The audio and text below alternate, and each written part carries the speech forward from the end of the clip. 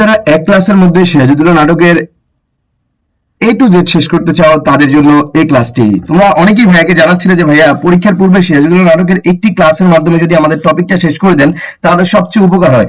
গতকালকে রাতে আমাকে বেশ কয়েকজন মেসেজ করে জানিয়েছো ভাইয়া একটু যদি আমাকে কষ্ট করে সিরাজউদ্দৌলা নাটকের একটি ক্লাস দিতেন তাহলে সবচেয়ে উপকৃত হতাম। তো তোমাদের জন্য যারা যারা পরীক্ষার পূর্বে একটি ক্লাসের মাধ্যমে সিরাজউদ্দৌলা নাটক শেষ করতে চাও A to Z তাদের জন্য এই ক্লাসটি।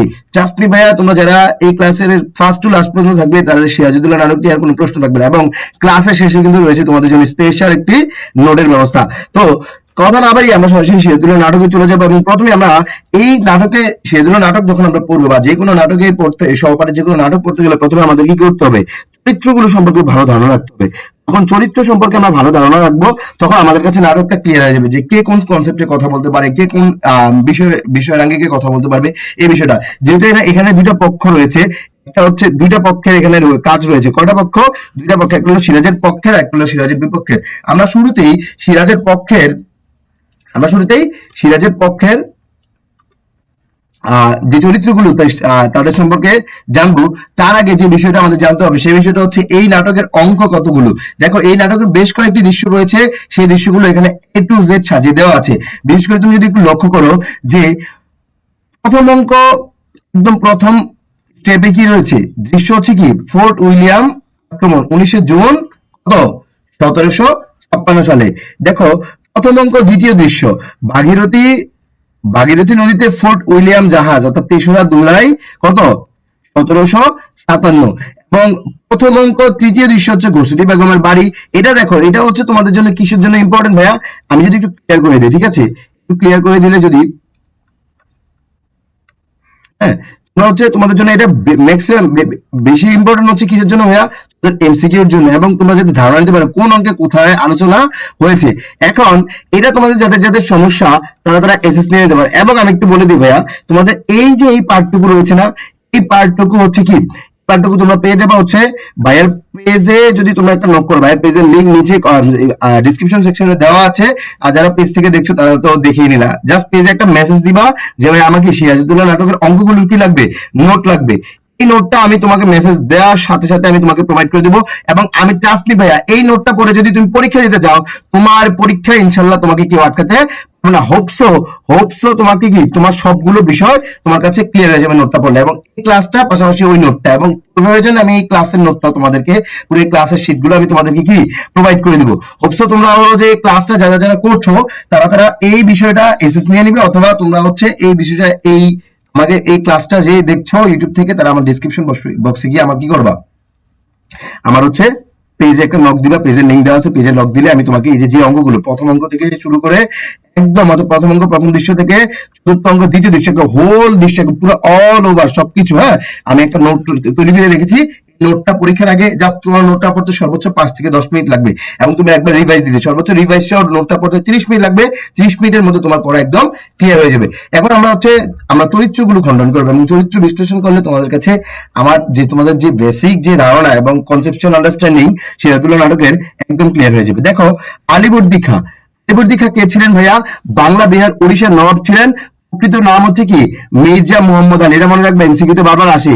আলিবর্দী খাঁর প্রকৃত নাম কি? প্রকৃত নাম হচ্ছে মির্জা মুহাম্মদ আলী। এবং 1740 থেকে 1756 পর্যন্ত কি ছিলেন, বাংলার নবাব ছিলেন। সিরাজউদ্দৌলা কি সিরাজউদ্দৌলার নানা ছিলেন। তাহলে তিনি কত বছর সিংহাসনে আরোহণ ছিলেন, অর্থাৎ সিংহাসনে ছিলেন 16 বছর, ঠিক আছে। পরবর্তীতে দেখো আমিনা বেগম, নবাব আলাউদ্দিন খাঁর কনিষ্ঠ কন্যা মানে কি সবচেয়ে ছোট, হ্যাঁ সবচেয়ে ছোট কন্যা, ঠিক আছে, কনিষ্ঠ কন্যা। 3 সন্তান, জ্যেষ্ঠ পুত্র সিরাজউদ্দৌলা কার, আমিনা বেগমের। জ্যেষ্ঠ পুত্র মানে কি সবচেয়ে বড় ছেলে সিরাজউদ্দৌলা, তারপর হচ্ছে ইকরামউদ্দৌলা, এবং কনিষ্ঠ পুত্র হচ্ছে মির্জা হামিদ। এবং নাটকের সবচেয়ে মমতাময়ী চরিত্র হচ্ছে কি, মমতাময়ী চরিত্র হচ্ছে মায়ের চরিত্র। এটা সবাই জানো যে আমিনা বেগমের চরিত্র হচ্ছে সবচেয়ে মমতাময়ী চরিত্র, এটা খেয়াল করবা। রইসুল জুয়ালা, রাজারাম সিং এর ছোট ভাই এবং ছোট ভাই নারায়ণ সিংহ, হ্যাঁ সিরাজউদ্দৌলার প্রধান গুপ্তচর কে, রাইসুল জুয়ালা। এটা কিন্তু বহুবার প্রশ্ন এসেছে যে সিরাজউদ্দৌলার প্রথম কি প্রধান গুপ্তচর কে।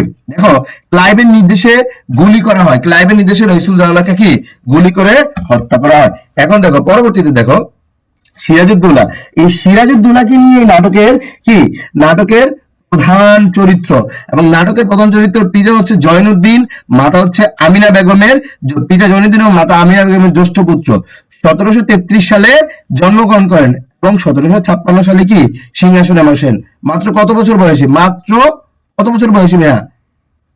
এটা একটু আমাকে কমেন্টে জানাবে যে এই যে 1733 থেকে দিয়ে দিলাম, কত বছর বয়সে নবাব সিংহাসনে আরোহণ করেন, এটা কমেন্ট বক্সে জানাবা।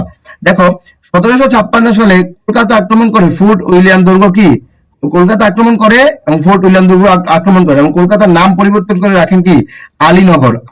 এই কলকাতার নাম পরিবর্তন করে কি রাখেন নবাব? আলীনগর। শকত জঙ্গের বিশাল হারেম তাকে করতে হয়, পালন করতে হয়। সিরাজ বন্দি করে কি সিরাজকে বন্দি করে কি, এটা একটু বলতে হবে ভাই, না হলে তোমরা মানে বুঝবে না, ঠিক আছে? দেখো সিরাজকে বন্দি করে মুর্শিদাবাদে আনা হলে মোহাম্মদ বেগ তাকে 10,000 টাকা, মাত্র 10,000 টাকা চুক্তিতে কি করে 10,000 টাকা, এটা মনে রাখবা যে মোহাম্মদ বেগ কত টাকার চুক্তিতে বিনিময়ে জাফরগঞ্জ কায়েতখানায় কি করে নবাব সিরাজউদ্দৌলাকে হত্যা করে মাত্র 10,000 টাকার বিনিময়ে। এখন দেখো সিরাজের উপাধি, এটা বহুবার কোয়েশ্চেন এসেছে, ক এবং কতে বহুবার এসেছে, এবারও চলে আসতে পারে কোনো না কোনো বোর্ডে। দেখো নবাব মানসুর মুলুক, নবাব কি মনসুর মুলুক, মনসুরুল মুলুক, এটা খেয়াল রাখবা, মনসুরুল মুলুক।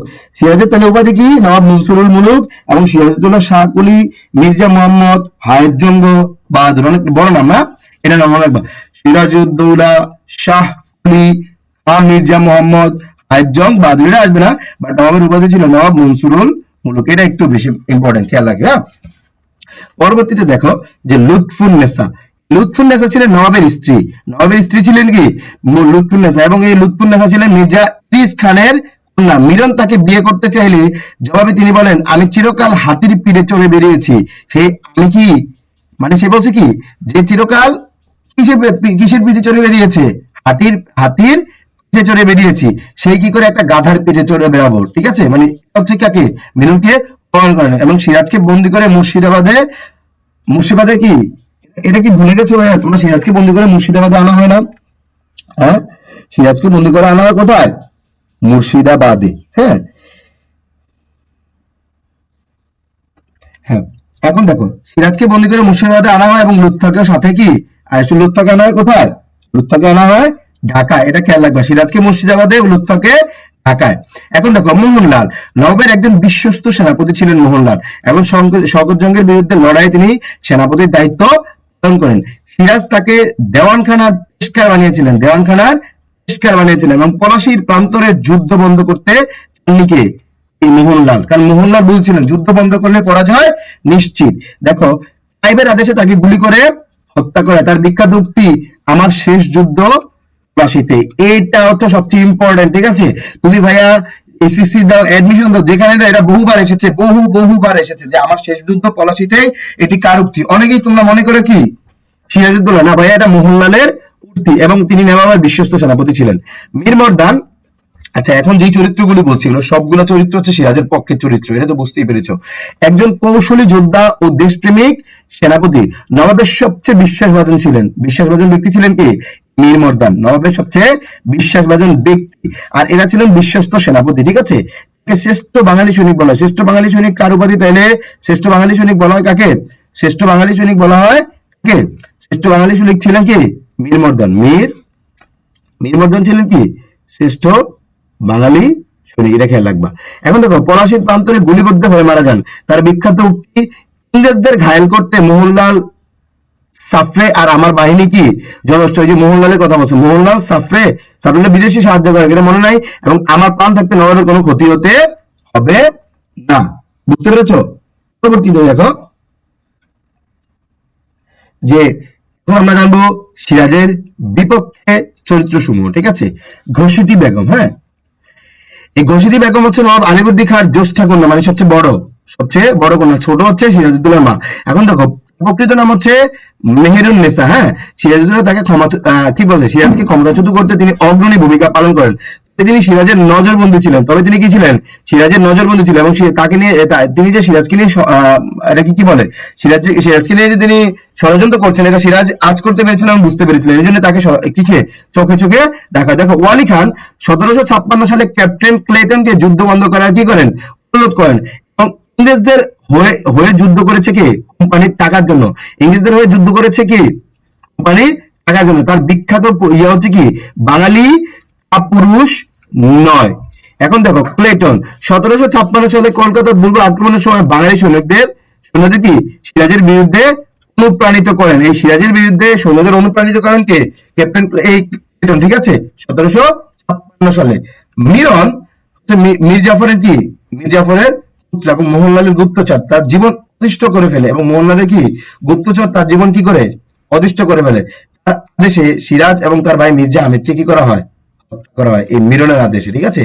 মিরন মীর জাফরের মৃত্যুদণ্ড দেখতে চাইলে মিরন মুক্তি করে কি সিরাজ মীর জাফরের মৃত্যুদণ্ড দেখতে চাইলে কি করে আসামির আবার সেই অধিকার থাকে নাকি, এটা বলেছিল, ঠিক আছে। পরবর্তীতে দেখো যে মীর জাফর, হ্যাঁ, এই পুরা নাটকের কি খল চরিত্র। আমরা কিন্তু আমাদের বিশ্বাসঘাতক যেসব বন্ধু বান্ধব আছে তাদেরকে কি বলে মীর জাফর বলে থাকি। দেখো মীর জাফরের প্রকৃত নাম হচ্ছে মির্জা জাফর আলী খান। হ্যাঁ, সিরাজের প্রধান সেনাপতি ছিলেন। সিরাজের প্রধান কি ছিলেন? সেনাপতি ছিলেন। এবং পারস্য ইরান থেকে নিঃস্ব হয়ে হিন্দুস্তানে এসেছিলেন। তাহলে কোথা থেকে এসেছিলেন? পারস্য ইরান থেকে নিঃস্ব হয়ে কে এসেছিলেন? পারস্য থেকে নিঃস্ব হয়ে এসেছিলেন মীর জাফর। দিনের জন্য হলেও মসনদে বসার স্বপ্ন দেখতো সে, এবং সিরাজ তাকে সন্দেহ করলে কি প্রাণ ছুঁয়ে বাংলার পক্ষে শপথ নেয়। দেখছো কতটা বড় বেঈমান। এবং পলাশীর প্রান্তরে যুদ্ধ বন্ধের আদেশ দেয় এবং সিরাজের মৃত্যুর অপেক্ষায় বসে থাকে। 1785 সালে মীর জাফর কুষ্ঠরোগে মারা যান। আমাদের কারো অদিষ্ঠ মেঘমুক্ত থাকবে না শেঠজি, সবাই মিলে আমরা বাংলা বিক্রি করে দিচ্ছি না তো। এটা কার উক্তি? এই মীর জাফরের উক্তি, খেয়াল রাখবা যে সবাই মিলে বাংলাকে বিক্রি করে দিচ্ছি না তো।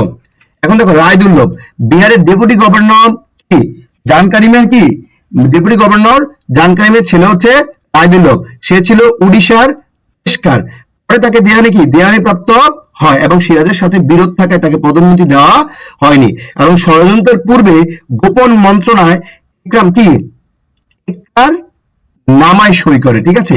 এবং দেখবা যে ছদ্মবেশে মিলনের দরবারে প্রবেশ করে। মাসে মাসে জগৎ শেঠকে সে জগৎ শেঠের থেকে টাকা নিয়ে চলে যায়। এবং সিরাজের পতন হলে তাকে সেনাপতির পদ দেওয়ার লোভ দেখায় কে? মিলন। এবং অর্থ আত্মসাতের অভিযোগে মিলন তাকে কি দেয়? মৃত্যুদণ্ড দেয়। তাহলে মিলন তাকেও মৃত্যুদণ্ড দেয়, এই রায়দুল্লভকেও মৃত্যুদণ্ড দেয়। পরবর্তীতে দেখো, পরবর্তী যে চরিত্র সেটা হচ্ছে কি জগৎ শেঠ। ঠিক আছে। এখন দেখো এই জগৎ শেঠ আসল নাম হচ্ছে ফাকরে চাঁদ, ঠিক আছে। সে ছিল মানিকচন্দ্রের ভ্রাতুষ্পুত্র, মানে কি ভাইয়ের ছেলে, হয়তো বাতিজা। জগৎ শেঠ কোনো নাম নয়, বরং এটা ছিল তার উপাধি মাত্র, যা 1744 সালে তাকে দেওয়া হয়। তৎকালীন বিখ্যাত ধনী ব্যক্তিত্ব তিনি, এবং যুদ্ধের পুরো খরচ বহন করে কে? জগৎ শেঠ। ষড়যন্ত্রের পূর্বে নিজের স্বার্থ সম্পর্কে নিশ্চয়তা চান যে তার লাভ কি। হ্যাঁ, এই ষড়যন্ত্র করলে তার লাভটা হবে কি। শকটজঙ্গের সম্পর্কে তার উক্তি ছিল, শকটজং নিতান্তই অকর্মণ্য, ভাঙের গেলাস ও নাচনেওয়ালি ছাড়া সে কিছুই জানে না। ভাঙের গ্লাস মানে কি? ওই যে নেশা জাতীয় যে গ্লাস। শকটজঙ্গের নবাব হবেন নামমাত্র। শকটজং কি নবাব হবেন নামমাত্র। আমার কর্তৃত্ব থাকবে কার কাছে? ঘসিটি বেগম, আর তার কি তার নামে দেশ শাসন করবে রাজবল্লভ, ঠিক আছে। এখন দেখো হলওয়েল, প্রকৃত নাম হচ্ছে জন জেফনি, উপাধি ছিল সার্জেন্ট হলওয়েল, ঠিক আছে।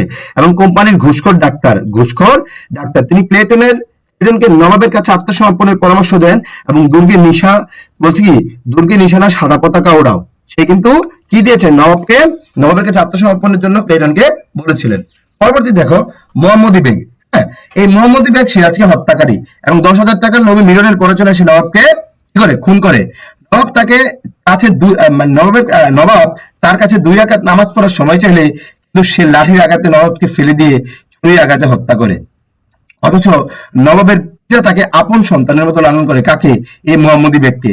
এবং নবাবের মাতা হইচই করে তার বিয়ে দেন। দেখো নাটকের সবচেয়ে জঘন্য চরিত্র হচ্ছে কি?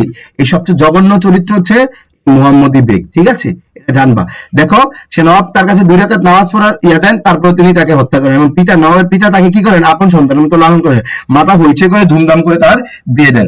দেখো ওয়ার্স, ইস্ট ইন্ডিয়া কোম্পানির পক্ষ থেকে কাশিমবাজার কুঠির পরিচালক এবং আলীনগর, হ্যাঁ, সন্ধি অনুসারে সে নবাবের দরবারের প্রতিনিধি, মানে ইংরেজদের দূত আর কি, ঠিক আছে।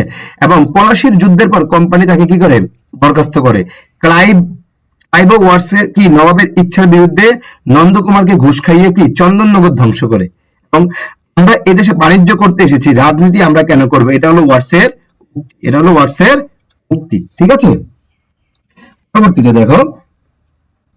পরবর্তীতে আমরা দেখবো কি ড্রেক ছিলেন ইস্ট ইন্ডিয়া কোম্পানির কলকাতার ইংরেজি গভর্নর, কি কলকাতার ইংরেজ গভর্নর। হ্যাঁ, 1756 সালে কলকাতার ফোর্ট উইলিয়াম দুর্গ রক্ষা করার চেষ্টা করে সিরাজ তার বাড়ি কামানের গোলায় উড়িয়ে দিতে বলেন এবং কৃষ্ণবল্লভকে কেন্দ্র করে নবাবকে উদ্ধত ভাষায় চিঠি দেয়। কৃষ্ণবল্লভকে কেন্দ্র করে কি নবাবকে উদ্ধত ভাষায় চিঠি দেয় মিস্টার ড্রেক।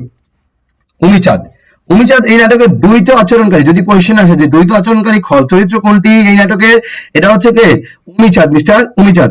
কলকাতা অভিযানের পর সিরাজ তাকে মুক্তি দেয়, কিন্তু নিজেকে ইংরেজদের খাদেম ও দৌলতের পূজারি বলে পরিচয় দেন। নিজে থেকে সে ইংরেজদের সহায়তা করার প্রস্তাব দেয় এবং 5,000 টাকার জন্য 12,000 টাকা মানিকচাঁদের তহবিলে দেওয়ার শর্তে কি মানিকচাঁদকে হাত করে নেয়। জন্মগতভাবে সে ছিল লাহোরের অধিবাসী, শিখ সম্প্রদায়ের লোক। সে উভয় পক্ষই তথ্য আদান প্রদান করতো, মানে নবাব এবং ইংরেজ উভয় পক্ষই তথ্য আদান প্রদান করতো। এবং পলাশির যুদ্ধে জয়লাভ করলে ইংরেজরা তাকে কত লাখ টাকা দেয়, 30 লক্ষ টাকা দেয়। যার ফলে ক্লাইভ দুটো চুক্তি করে, একটা রায়দুল্লভ তাকে বলেছে কি জাহেল মূর্খ, ড্রেক বলেছে কি যুগের সবচেয়ে বড় বিশ্বাসঘাতক, আর মীর জাফর বলেছে কি কালকে উঠে। তাহলে মীর জাফর তাকে কালকে উঠে বলেছেন, রায়দুল্লভ উমিচাঁদকে বলেছেন জাহেল মূর্খ এবং ড্রেক বলেছেন এই যুগের বিশ্বাসঘাতক। ঠিক আছে, পরবর্তীতে দেখো যে ক্লাইভ মাত্র 17 বছর বয়সে ভারতে আসে এবং মীর জাফরের বাংলায় সিংহাসনে বসলো। প্রকৃত শাসন করতে ছিল কি সে, মীর জাফরকে জাস্ট বসাইছে, জাস্ট ক্ষমতা মানে শো করার জন্য। এবং 1774 সালে সে আত্মহত্যা করে। 1774 সালে কি করে সে আত্মহত্যা করে। নানা রকম জন্তু জানোয়ার আদব কায়দা সম্পর্কে প্রদর্শী ছিলেন এবং তার কূটবুদ্ধি অনুসারে উমিচাঁদের বিরুদ্ধে দুটো দলিল করা হয়। হোপসো এটা বুঝতে পেরেছো। এখন দেখো, যার প্রধান সেনাপতি বিশ্বাসগত, যার খানজি দেওয়ানা আমি সবাই তাকে প্রতারণা কোনো ক্ষমতা থাকতে দেয় না, you are sacrifice the Nawab and not country.